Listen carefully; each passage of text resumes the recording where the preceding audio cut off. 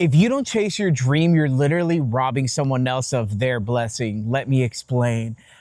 I was always so scared to take a real risk. I always had a lot of change in my life. I went from being a pastor to being a police officer, and now I get to work in country music.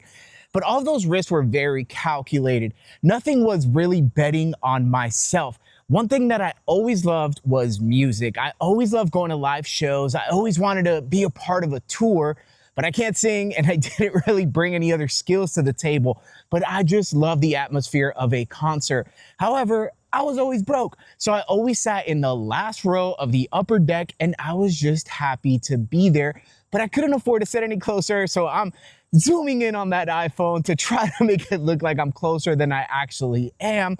I just was never able to get down there.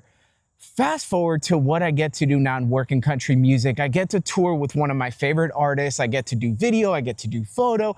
I've gotten to see places I would have never imagined. But one of my favorite things about touring is that sometimes I get to upgrade fans' tickets. Sometimes we have some extra comps and I get the privilege to go out and look for people. Naturally, the first thing that I do is go to that upper deck and try to walk around that concourse, try to walk around the lawn, and I try to find people to upgrade their seats. This means more to me than just that moment because I wish that that would have happened to me. That would have made my day.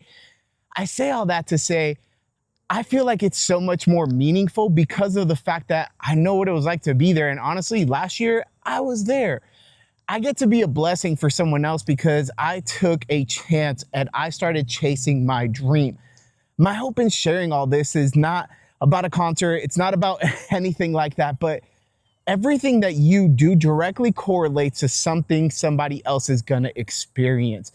And you need to chase it. You need to chase it with everything you got because somebody on the other side of that is gonna reap that benefit from you. And there's gonna be nothing more rewarding than using your gifts, your talents, the very thing you were created to do to help somebody else, and it just grows from there.